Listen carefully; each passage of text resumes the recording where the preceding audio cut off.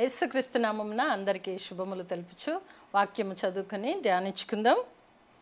అపోస్తలుడైన పౌలు ఎఫెసీయులకు రాసిన పత్రిక 4వ అధ్యాయము 25-26 వచనములు చదువుకుందాము.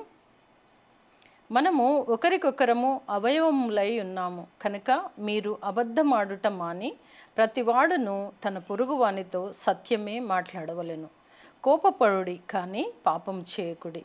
సూర్యుడు అస్తమించే వరకు మీ కోపము నిలిచి ఉండకూడదు. ఇక్కడ మనం చూసినట్లయితే ఈరోజు కోపపడుడి కానీ పాపం చేయకుడి. పాపం చేయకుండా ఉండడానికి మనం ప్రయత్నం చేయాలంటే దైవ వాక్యమే ఈరోజు మనల్ని హెచ్చరిస్తుంది. ఏమని అని మనం చూసినట్లయితే మీరు ఒకరికొకరు అవయవములై ఉన్నారు కనుక మీరు అబద్ధం ఆడటం మాని ప్రతివాడును తన పొరుగు వానితో సత్యమే చెప్పవలెను. కానీ సత్యము చెప్పడం అనేది సర్వసాధారణంగా మనం అసత్యం చెప్తూ పలుకుతూ ఉంటాం. మామూలుగానే అబద్ధం చెప్పాలని కాదు, కానీ ఊరికే మాటల ద్వారానే మనము సత్యము చెప్పకుండా అబద్ధం ఆడుట ఉంటుంది. కనుకనే వాక్యం ఈరోజు మనల్ని హెచ్చరిస్తుంది. అబద్ధం ఆడుట మాని ప్రతివాడును తన పొరుగు వానితో సత్యమే మాట్లాడవలెను. ఆ తర్వాత చూస్తే కోపపడుడి కానీ పాపము చేయకుడి. ఆ మాటల సందర్భంగానే కోపం అనేది వస్తుంది. కోపం వచ్చినప్పుడు కోపము అధికమైనచో వెంటనే పాపంలో ప్రవేశించే అవకాశము కలుగుతుంది. కనుక కోపపడుడి కానీ పాపమైతే చేయకుండుండుడి అని చెబుతూ, ఎందు గురించి పాపము చేయకుండా ఉండాలి? కోపపడుడి కానీ పాపం చేయకుడి.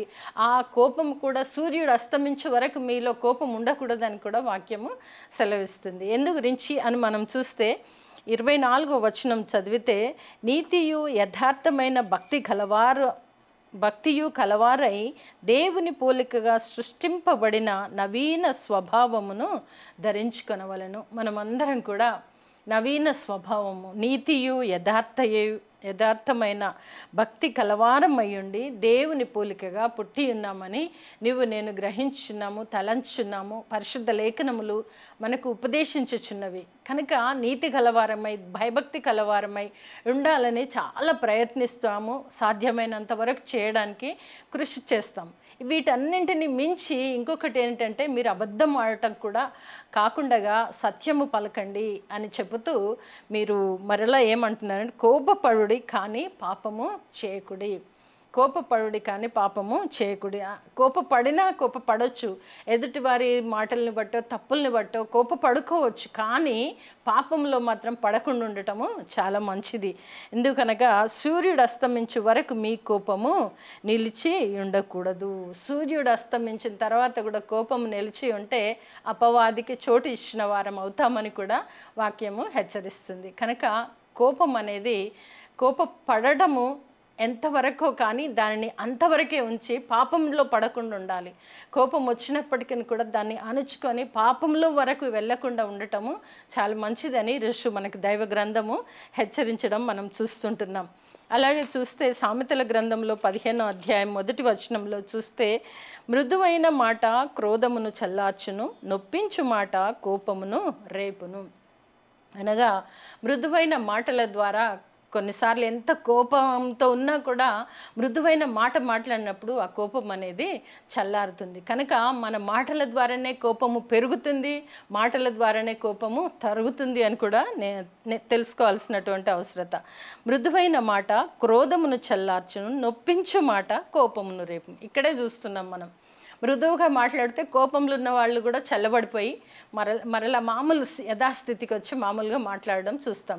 అలాగే నొప్పించు మాట, ఒక చిన్న మాట, ఎంతో సంతోషంలో ఉన్న వారితో కూడా ఒక చిన్న మాట, నొప్పించు మాట మాట్లాడితే వెంటనే వారి ముఖ కవలికలు కూడా చేంజ్ అయిపోతుంటాయి. అనగా ఆ మాట ద్వారా ఎక్కడో నొప్పించడం జరిగింది. అందు గురించే మీ కోపపడుడి కానీ పాపం చేయకుడి అనగా సూర్యుడు అస్తమించే వరకే మీ కోపం ఉండాలని మనం ఎఫెసీ పత్రికలో మనం చూసాం. ఇక్కడ చూస్తే 2 విషయాలున్నాయి. ఎంత కోపంలో ఉన్నవారు కూడా ఒక మృదువైన మాట నోటి నుండి రాగానే వారి కోపం అంతా చల్లబడిపోతుంది.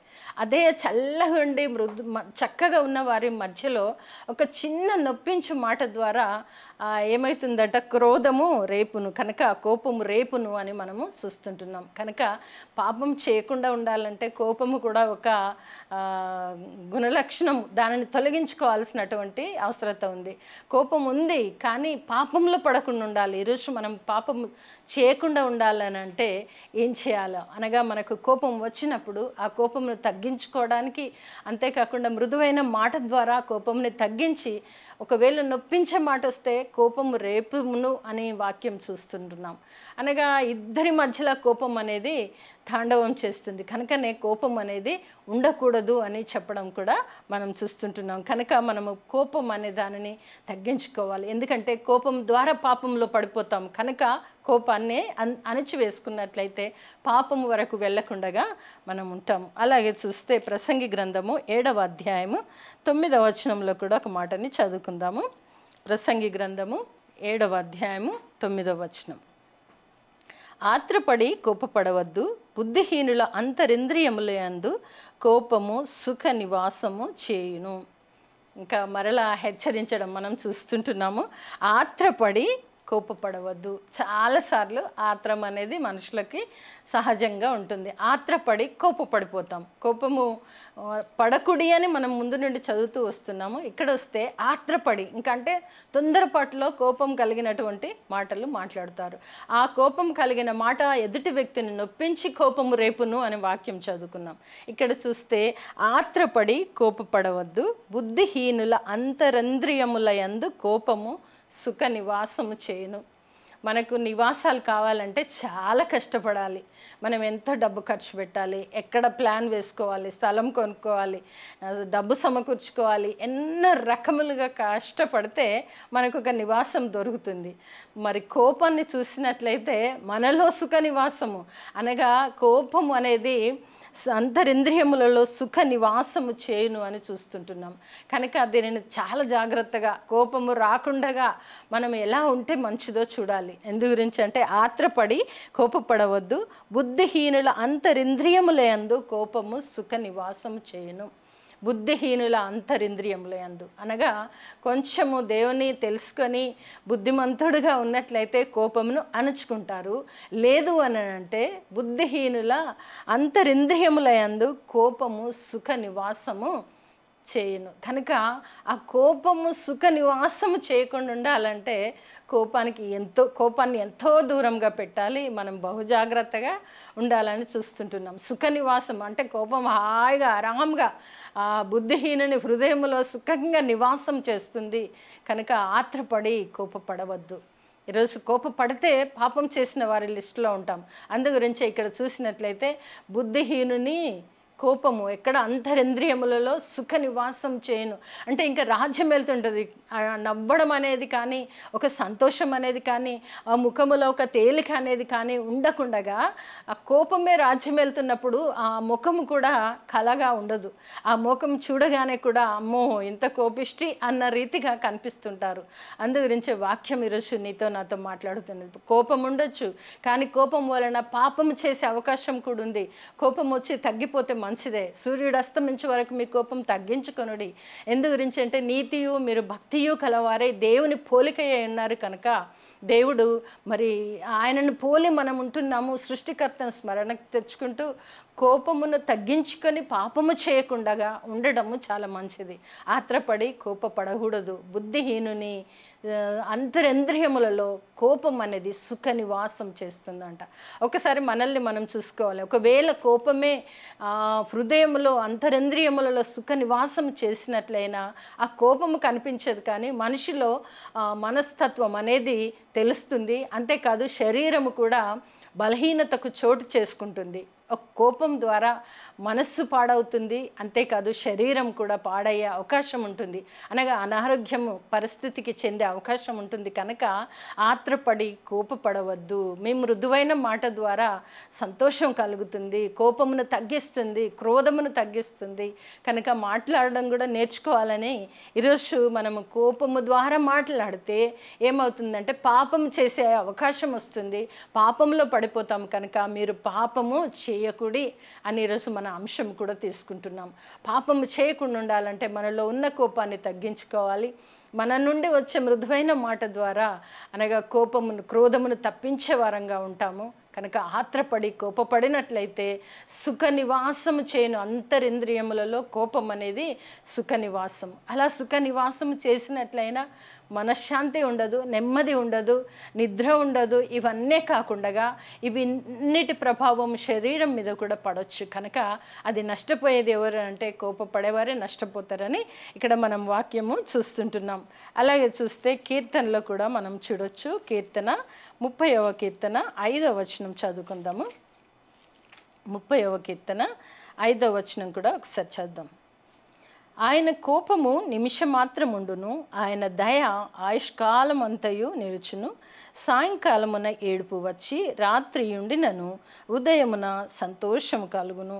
ఇక్కడ మనం చూసినట్లయితే దావీదు భక్తుడు రాస్తూ ఏమంటున్నాడంటే ఆయన కోపము, దేవుని గురించి తలపోసుకుంటూ రాస్తున్నటువంటి మాట ఏంటంటే ఆయన కోపము నిమిషం మాత్రం ఉండును. దేవునికి కోపం వస్తే ఒక క్షణం అలా ఉంటుంది. ఆ తర్వాత ఆయన దయ అయితే ఆయుష్కాలం అంతయు, మన జీవిత కాలం అంతయు దేవుడు మనకిచ్చిన ఆయుష్కాలం, ఒక్కొక్కరికి ఆయుష్ ఒక్కొక్క రకంగా దేవుడు ఏర్పాటు చేసి పెట్టాడు. ఆయుష్కాలం అంతయు దయ ఉంటుంది. మనం చూసినట్లయితే మన పిల్లలే కానీ, మన ఎదుట ఆఫీస్లో కానీ, మన క్రింద పనిచేసే వాళ్ళని మనం కోపంతో ఒక్కొక్కసారి అరుస్తుంటాం. కానీ ఆ కోపము కొన్ని నాళ్ళు అలాగే ఉన్నది అని అంటే అనుకోకుండా తెలియకుండానే అనారోగ్య పరిస్థితికి లోనయ్యే అవకాశం ఉంటుంది. ఇక్కడ చూసినట్లయితే వాక్యము దేవుని యొక్క కోపము క్షణమాత్రము, ఒక క్షణం మాత్రము ఉండును, ఆయన దయ మాత్రము ఆయుష్కాలం అంతయు. నీకెంత ఆయుష్ ఇచ్చాడు, నాకెంత ఆయుష్ ఇచ్చాడు, ఒక్కొక్కరికి ఒక్కొక్క ఆయుష్ సంఖ్య ఇవ్వబడి ఉంది, అంతవరకు ఆయన దయ ఉంటుందంట. మనము మితిమీరి తప్పు చేసి తప్పుల్లో పడిపోయినప్పుడు ఆయన కోపం బయటకు రావచ్చేమో, కానీ దయ మాత్రము నిత్యము నిరంతరము. నా ఆయుష్కాలం అంతయు దేవుని దయకు మనం పాత్రలమై ఉండేవారంగా ఉంటామని దైవ వాక్యం సెలవిస్తుంది. కనుక కోపపడినచో అంతరింద్రియములలో అది సుఖ నివాసం చేస్తుంది, అప్పుడు పాపంలో పడిపోయే అవకాశం ఉంటుంది. కనుక దానికి దూరంగా ఉండుడి, జాగ్రత్తగా ఉండుడి. ఒకవేళ కోపపడితే సూర్యుడు అస్తమించు వరకు మాత్రమే మీ కోపం ఉండాలి, కానీ మీ కోపము అంతరింద్రియములలో సుఖ నివాసము చేయకూడదని ఈరోజు వాక్యం ద్వారా మనము ధ్యానించుకుంటున్నాం. అలాగే చూస్తే సాయంకాలమున ఏడుపు వచ్చి, సాయంకాలమున ఏదో బాధకరమైన విషయము మనం వినినప్పుడు ఆ ఏడుపును ఆ బాధని మన హృదయంలో ఉండినప్పుడు రాత్రి ఉండినను ఉదయమున సంతోషము కలగను. భయంకరమైన న్యూస్ విని మనం సాయంకాలం ఏడవచ్చు, నిద్ర పట్టకపోవచ్చు. ఆ కొంచెం నిద్ర కలిగిన తర్వాత ఉదయం లేవగానే ఒక ప్రశాంతమైన మనసు, ఒక సంతోషకరమైన వార్తను వింటే ఎలా ఉంటుందో మన పరిస్థితి అలా ఉంటుంది అని మనం దైవ వాక్యం ధ్యానిస్తుంటున్నాం. ఆయన దయ ఆయుష్కాలం అంతయు నిలుచును, సాయంకాలమున ఏడుపు వచ్చి రాత్రి ఉండినను ఉదయమున సంతోషము కలుగును. మనకు వచ్చిన ఆపద కానీ కష్ట సమయం కానీ దేనినైనా చూసి మనం సాయంత్రం అంతా ఏడ్చి ఆ ఏడుపుతోనే నిద్రపోయినచో ఆ నిద్రలో దేవుడు దానిని తొలగించి ఉదయమున సంతోషము కలుగును అని మనం వాక్యం చూస్తుంటున్నాం.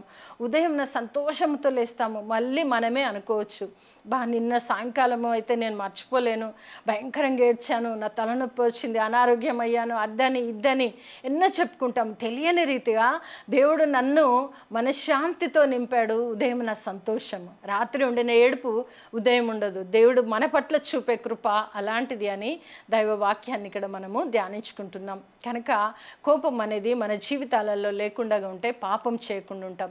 ఇవన్నీ ఎందుకు చెప్పబడుతున్నాయి అంటే మనం పాపమునకు దూరముగా ఉండాలి. ఒకవేళ కోపము ద్వారా కోపం అధిగమించి అంతరింద్రియములలో సుఖనివాసము చేసినట్లయినా మనము పాపంలో పడిపోయే అవకాశం ఉంటుంది. పాపంలో ఎప్పుడైతే పడిపోతామో అపవాదికి చోటిచ్చిన వారం అవుతాము. ఎప్పుడైతే అపవాదికి చోటిస్తామో ఇంకా దేవుని యందలి భయము కానీ, భక్తి కానీ, నీతి కానీ, దేవుని పోలిక అనే విషయాన్ని మర్చిపోయి ఉంటారు. కనుక కోపము మీకు చేయకుండా, ఆత్రపడి కోపపడకుండా ఉండడం చాలా మంచిది అని దైవవాక్యం మనకి హెచ్చరిస్తుంది. అలాగే యాకోబు పత్రికలో చూస్తే కూడా, యాకోబు పత్రిక 1వ అధ్యాయము 20వ వచనంలో చూస్తే, నరుని కోపము దేవుని నీతిని నెరవేర్చదు. ప్రాముఖ్యంగా దేవుని బిడ్డలమని చెప్తూ, దేవుని పోలికలో ఉన్నామని చెబుతూ, మనము నీతియు యథార్థమైన భక్తి గలవారమని చెబుతూ కూడా మరి మనము మన కోపము దేవుని నీతిని నెరవేర్చదు. ఎందుకంటే భక్తి పరులమని చెప్పుకుంటున్నాము, నీతిమంతులమని చెప్పుకుంటున్నాము, దేవుని బిడ్డలమని చెప్పుకుంటూ కోపపడిన ఎడల ఆ నరుని కోపము దేవుని నీతిని నెరవేర్చదని మరలా ఒకసారి వాక్యం ద్వారా హెచ్చరించబడుతున్నాం. కనుక ఈరోజు వాక్యం వింటున్న అందరం కూడా మనం కోపం అనేది వచ్చినప్పుడు దానిని అనగొట్టుకోవడం కూడా మన చేతుల్లో ఉంది.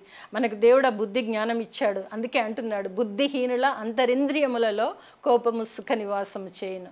దేవుని యందు భయం, భక్తి, నీతి, యథార్థత కలిగిన వారి హృదయములో జ్ఞానం చేత నింపబడుతుంది. దేవుని ఎరగని దేవుడంటే లేడు అనుకునే వారి హృదయాలలో మరి సుఖ నివాసం చేస్తుందంట. ఏంటి అని అంటే కోపం. ఆ కోపం ద్వారా పాపంలో పడిపోతాము. పాపంలో పడిపోయినప్పుడు అపవాదికి చోటిచ్చి దేవునికి దూరస్థులంగా అవుతాం. అందుగురించే పాపము చేయకుడి, కోపపడుడి కానీ పాపము చేయకుడి అని ఈరోజు వాక్యం ద్వారా నీవు నేను హెచ్చరించబడుతున్నాము, మందలించబడుతున్నాము. Same way బలపరచబడుచున్నాం. ఎందుకంటే మనము నీతియు యథార్థతయు కలిగి దేవుని పోలికయ్యి ఉన్నామని గుర్తు తెచ్చుకుంటే మనలోని సమస్తము దుష్టత్వాన్ని మనము తగ్గించుకొని దేవునికి ఇష్టమైన పాత్రలుగా వెలుగొందే కృప దేవుడు మనందరికి కలుగ చేయనుగాక. ఆమేన్.